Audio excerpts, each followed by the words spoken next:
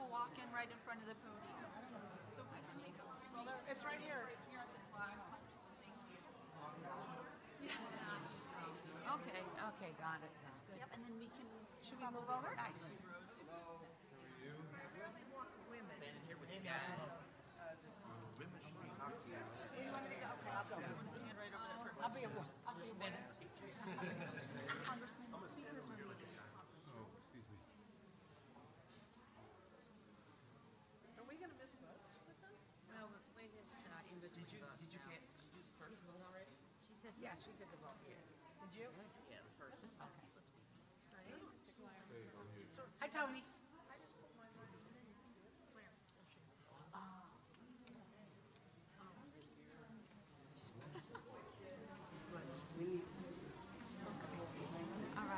So Avenatti's, Listen to me. Just take it tomorrow, but quickly, how are you? How's everything in the Here comes Nancy. Action on what? Wonderful. Walk over, lock the door. yeah, right. yeah. Good afternoon, everyone. I thank my colleagues for joining us. We're in the middle of votes. This is a working farm, you know. It never stops just because we have a press conference. But here we are, gathered at a time of a pivotal moment for our country, for this Congress, and how we go forward. I'm honored to be joined by so many of our colleagues. We'll be hearing from two who were there marching on the Senate in the 90s, Representative Nita Lowey and Representative Eleanor Holmes Norton. Jerry Nadler, our ranking member on Judiciary, Congresswoman DeGette, the co-chair of our pro-choice caucus, and Congresswoman Jackie Spear, a leader in terms of respecting women.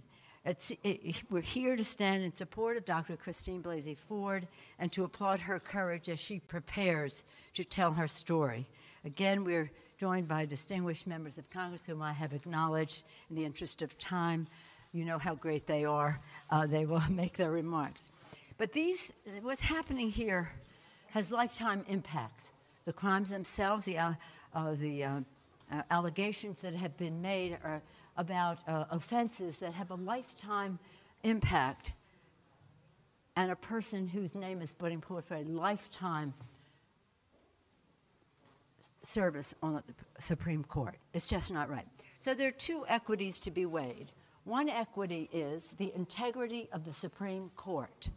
The other equity to be weighed is the respect that we have for women when they come forward. Neither of those equities is well served by the process the Republican leadership in the Senate has put forth. It is not in the interest of seeking the truth, to promote the integrity, or to respect the privacy, as I mentioned.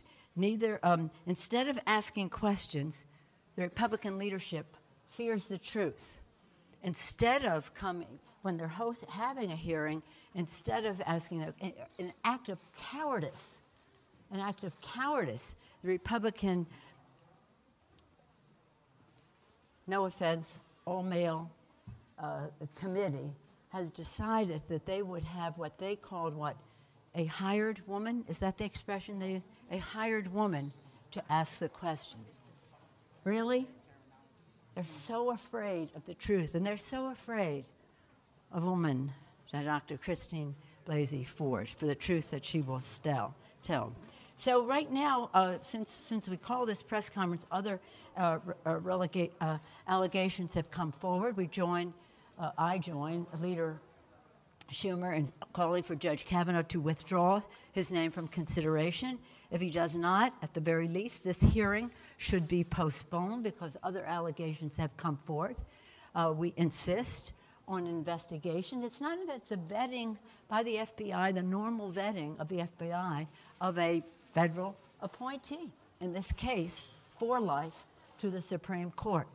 Other members will talk about the impact of all of this, but if the Republican members of the committee, the Judiciary Committee in the Senate, decide to go forward, they have to know that they are having a demoralizing impact and a chilling effect on the entire movement of courageous women who are telling their stories and demanding justice. These men, they just can't possibly know. They can't possibly know. Oh, what do you call it? Female assistant. The term of art they used was, instead of the senators asking the questions, fearful of the truth in their cowardice mode, they said you will hear, she'll be questioned by their female assistant. Whatever her credentials are, they do not do justice, show their lack of respect for the person that they engaged to do this. So in any event, what we're saying is they should have the same FBI background investigation. That is a matter of regular order, and is what Senator Hatch called for during the Anita Hill hearing, showing his hypocrisy today and saying, why do we have to do that? So in any event, we're here to show our solidarity.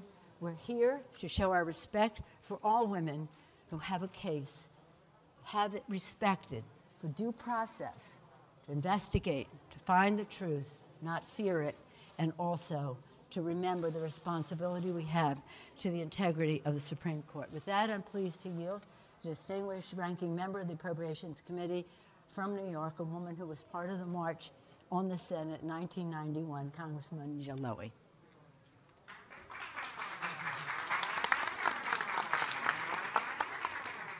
The decision Dr. Blasey Ford, Deborah Ramirez, and Julie Swetnick made to come forward took guts.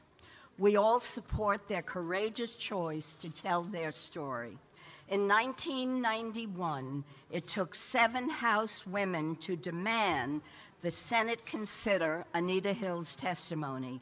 Just days after we marched up the Senate steps, Professor Hill's testimony before the all-male Senate Judiciary Committee felt more like she was on trial. I'll never forget watching the blank faces of the men questioning Professor Hill, dismissing her very serious, very credible allegations. Today, the parallels between Clarence Thomas and Brett Kavanaugh are clear. We fully support calls for an FBI investigation. It is an outright injustice that the president and members of his party have dismissed the Bureau's role in such investigations. But let me remind them, if they're listening, and oh, they better be listening to the millions of women watching what they do in the coming days, that even the Bush senior administration in 1991 directed the FBI to investigate Professor Hill's accusation against Justice Thomas. This was President Bush. So, Mr. President, do not tell us that the FBI does not want to investigate. You do not want them to investigate. The Senate should have never proceeded with the Thomas nomination, given the credible accusations against him. It should learn from its mistakes and make the right choice today. With more women coming forward, it's clear a full investigation is needed and the nomination process must come to a halt. Thank you. Pleased to yield to the distinguished ranking member of the Judiciary Committee, the gentleman from New York, Mr. Nadler. Thank you. I am proud to join my colleagues in support of Dr. Christine Blasey Ford, of Deborah Ramirez, and now of Julia Swetnick, who have shown incredible courage in coming forward with accusations against Judge Brett Kavanaugh. We applaud Dr. Ford's strength in testifying before the Senate Judiciary Committee this week, just as we applaud the now 2 other women who have come forward with their stories. Women deserve to be heard. They deserve to tell their stories. There must be a full and respectful investigation of their accusations. Unfortunately, that is not what will happen in the Senate this week. Judge Kavanaugh now stands accused of at least 3 instances of sexual assault and impropriety, not of improper actions as with Justice Thomas, but actual sexual assaults. He also stands poised to take a seat on the U.S. Supreme Court, a lifetime appointment that will give him immense power to determine the right of every American to access health care, to start a family, to vote, or just simply to live in this country. The fact that the Senate would rush this nomination forward with actually seeking to hurry it up before more accusers can come forward without full and fair investigation of these accusations is shocking. From the beginning, the nomination process has been flawed. The confirmation hearing was rushed. Thousands of documents were omitted from the review process. Ongoing questions about perjury linger. And now at least 3 accusations of sexual assault stand uninvestigated. Even the hearing this week has been tossed together, with Senate Republicans seeming to make up the rules as they go along, all in an effort to wrap this up as quickly as possible before there can be proper investigation of these very serious criminal allegations, even scheduling a vote 24 hours after the hearing. What is the rush? What are they so afraid of? Republicans have refused to slow down, to seek answers, or to consider the gravity of their responsibility to confirm Supreme Court justices. These are the same Republicans who thought nothing of delaying the consideration of Merrick Garland's nomination for 239 days because he was nominated by President Obama.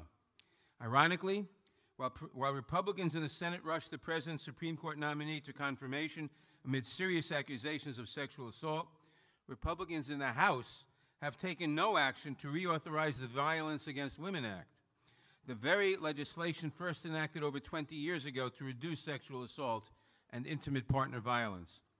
VAWA expires September 30th. That's this Sunday. And Republicans have done next to nothing to renew it. But we have been standing ready to work with them since July, when I joined Representative Sheila Jackson Lee to introduce a 5-year reauthorization of the Violence Against Women Act.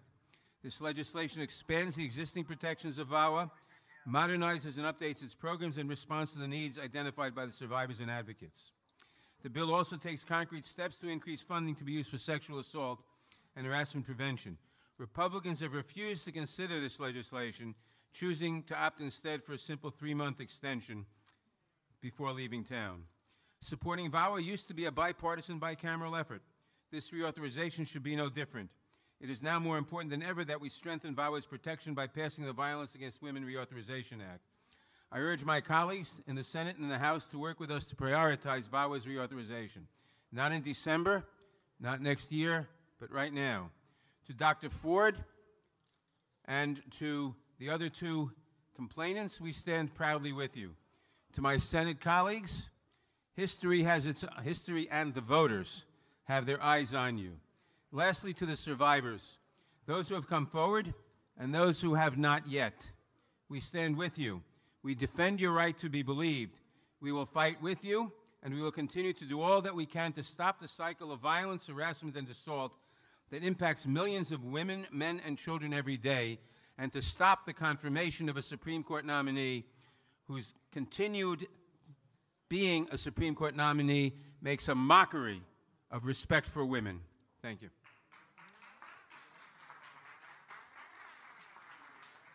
Thank you, Mr. Nadler. Probably the person in the Congress who is the most expert on this subject. We are very honored to serve with and call her a colleague. Her experience is vast even before she came to the Congress, Congresswoman Eleanor Holmes Norton. We're having votes, so that's why people are coming and going. Thank you very much,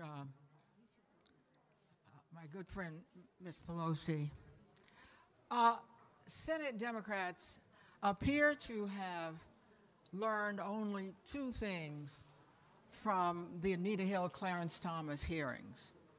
First, women like Nita and I didn't have to walk across to the Senate even to get a hearing, as we had to do then. Second, Republicans have avoided the optics of an all-male interrogation by bringing in outside counsel because the Judiciary Committee has no women members. Nevertheless, the Republican majority has failed to make the necessary preparations to deal with serious substantive allegations. My friends, this is not a sexual harassment matter. The accusation or the allegation is sexual assault. That's a criminal matter against someone who wants to serve on the Supreme Court. The rush to judgment is highly risky for the Supreme Court, for Judge Kavanaugh, particularly as more women appear to be gathering the courage to come forward as they hear other women speak. So we don't even know if we've heard from everyone. For example, one of my constituents has now come forward in addition to the other two women. I do not know her. I have not spoken with her. Her name is Julie Svetnik. But she has submitted a sworn affidavit alleging that she was a victim of gang or train rapes while Brett Kavanaugh and Mark Judge were present. We have copies of her affidavit.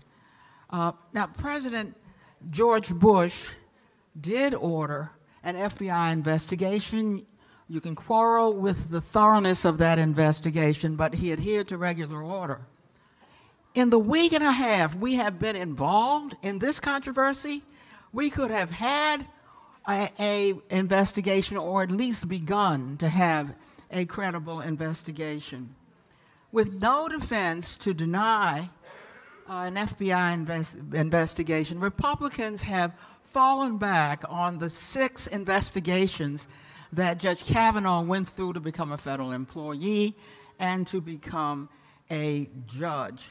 However, those background checks point up the necessity for the FBI to go back and check what they missed, perhaps understandably, considering the embarrassment and the risk of speaking publicly on sexual matters. It may have been difficult for the FBI to have drawn out women. Now they have drawn themselves out. Even more notably, Dr. Ford has taken steps beyond the risk of perjury that the other 2 women, now 3 women, have taken to testify in a public hearing. She has taken a polygraph test.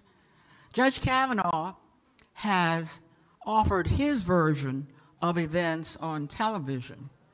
Of course, he has not offered to take a lie detector test, and we have not heard from him under oath or any sworn affidavit. If high moral and ethical standards are expected of ordinary citizens, judges who sit in judgment of ordinary citizens should be held to even higher standards. Thank you.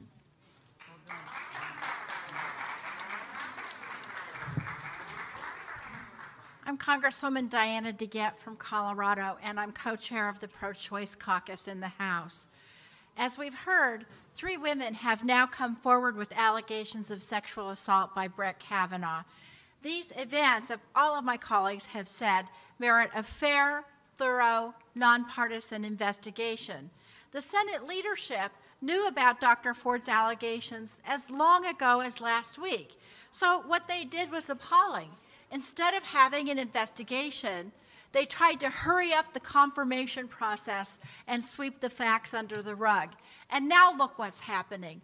More and more facts are coming forward every day with the new reports of today. We can't just give Judge Kavanaugh a pass on his alleged behavior, treating like it never happened or acting like it's a mere detail in our bigger picture. Because here's why. What would we say to adolescent boys and girls today? It's okay to act like Judge Kavanaugh did when he was younger because it'll all be forgiven and swept under the rug later? No. No, we live in a different world now. Dr. Ford, Deborah Ramirez, and Julie Svetnik, they're risking everything by speaking out. They need to be respected for their courage. They need to be given the same due process that all sexual assault survivors should be provided, and we need to have this investigation. I will say, though, as co-chair of the Congressional Pro-Choice Caucus, we've been concerned about Judge Kavanaugh since these confirmation hearings began. He went up in front of the Senate Judiciary Committee and he said he would support Roe versus Wade because it was settled law. But his writings and all of his past experience show that his views are exactly otherwise. And I just have one question to ask. If Judge Kavanaugh is obviously so inclined to lie about his youth, why wouldn't he lie about his views when he testified in front of the Senate Judiciary Committee? This is why we need to have a full investigation. It goes to this gentleman's credibility. And I'll say one last thing. I spent last week in Denver, Colorado, in my congressional district, talking to women. Every single woman that I know has had some kind of experience in her life, whether it's somebody exposing themselves to them or worse. And every single one of those women has those memories inside of her, no matter how long ago they happened. She knows when it happened, how it happened, and it's become part of her. And so what I will say, the women of America know that when these three women say this, they know it happened to them. And we need to believe them, and we need to take this very, very seriously. I'm now pleased to introduce Jackie Spear, my colleague from California. Jackie.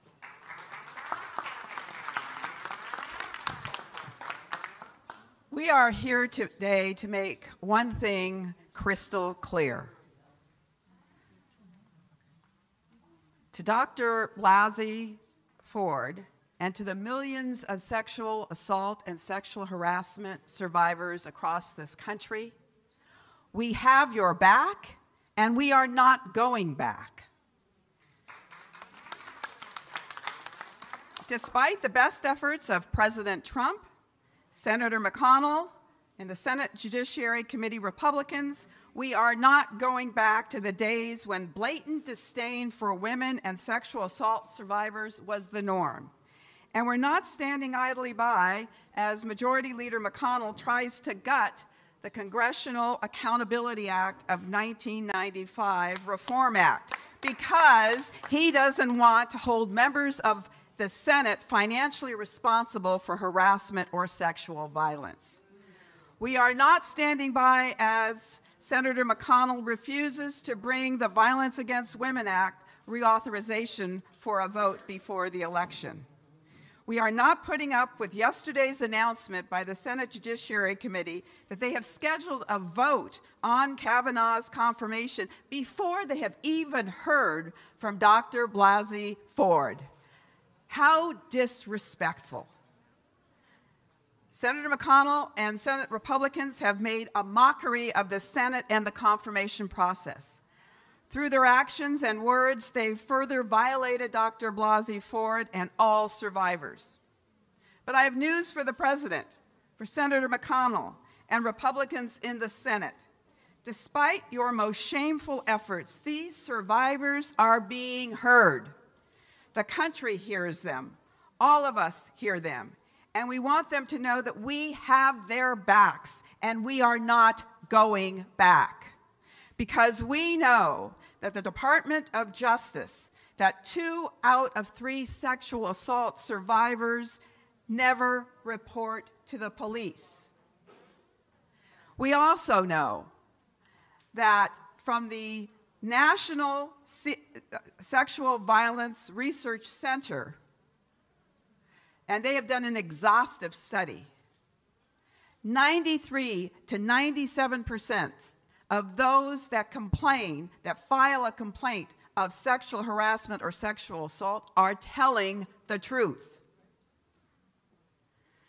So, Dr. Blasey Ford, we believe you, we have your back, and we promise you that we're not going back. We have the backs of women and men who've come to us to share their experiences of sexual harassment and abuse at the hands of members of Congress and senior staff and other survivors from boardrooms to break rooms across this country. To all of you, we say we have your backs and we aren't going back, and furthermore, you deserve to be heard. And if the Senate will not let the other victims be heard, we, among the House Democrats, will hear you in another forum here on the House side, because we believe you and we are not going back. You've all seen the pictures of our colleagues marching over to the Senate side in 1991. One person was tasked to manage the floor, and that was Rosa DeLauro at that time. Rosa, thank you for being there then and now. They sent me to some meeting off the campus to tell them what they were doing. We were very proud of their courage. Let me just say this. There's an allegation made against a person.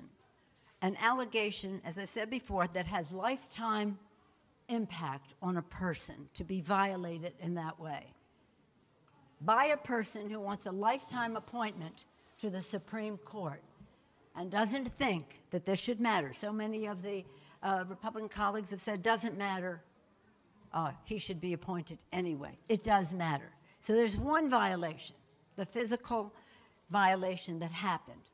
The second violation is the invasion of privacy and the assault on the person who comes forward. This has to stop in our country. We believe in due process. We believe in finding the truth. That's why we need an investigation. But Dr. Blasey Ford has had 2 assaults, one personal and then an assault on her family's privacy, and you're aware of the fact that she's really had to move out of her home. This is a real thing, and it has a chilling effect on people coming forward. It took great courage for her to come forward. And then the third assault is the assault by the cowardice of the Republican senators on the Judiciary Committee to act in the manner in which they did, a process that does not serve justice, does not serve seeking truth, does not serve the integrity of the court, and does not serve the respect for women in our country. 3 attacks. So let's hope as we go forward that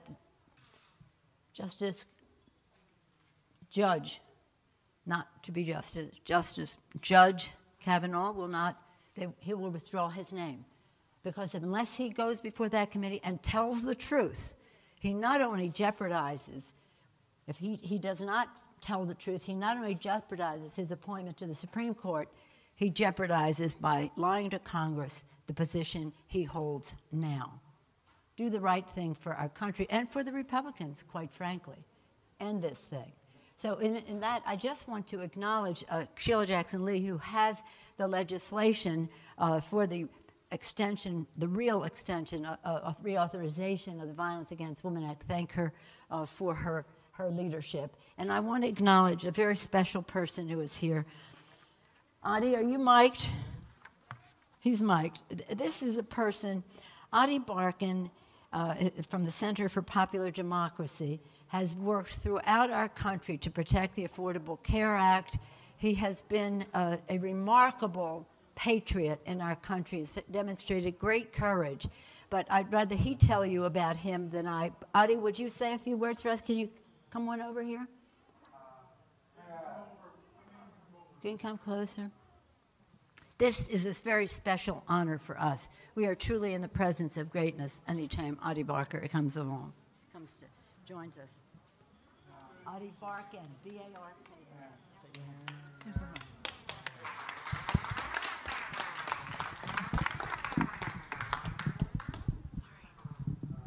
We're going to try and do this. We'll see what happens. I don't think we can get it much closer. Let's see. Thank you, Leader Pelosi, for your generosity and your kind words. It's a profound moment for our country. We are facing grave questions about what kind of a democracy we want to be, and what kind of narrative we want to tell our children and our children's children. And I am proud I was arrested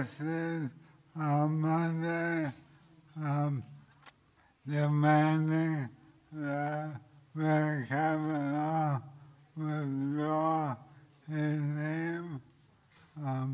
And today's news makes it all the more clear that his confirmation will be an abomination on our country. I've been all across the country this summer. Your bus trip, on your bus trip. 21 states, and I know that Americans expect more of our government and more of our leaders, and I'm proud to be here, surrounded by members of Congress who have fought for human dignity for many decades and will continue to do so, and will help guide our country out of this dark moment into a brighter future. Thank you very much.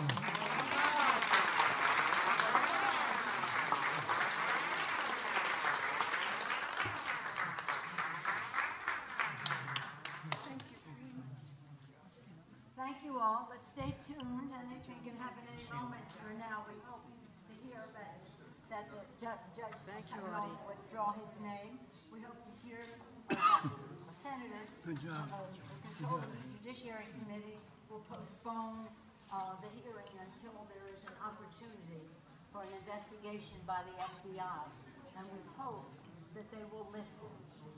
That if this hearing goes forth, they will listen to Dr. Ford, that they will listen and that they will learn and they will understand what this means to our country, the women of our country, the families of our country, the men and women of our country. And thank you all very much for being here. Thank you.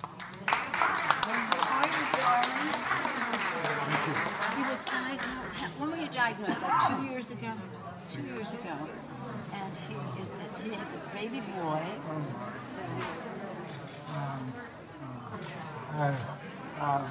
It's so important that you all are praying every day.